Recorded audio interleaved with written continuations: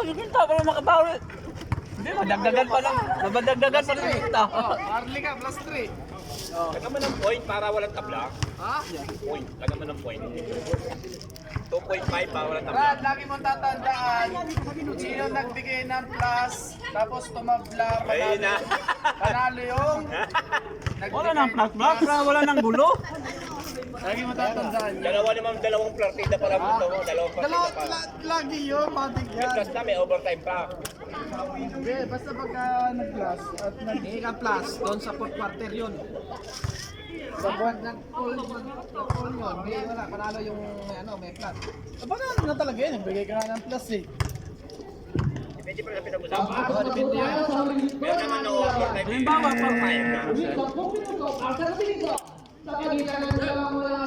Pero pwede na yun sa 3.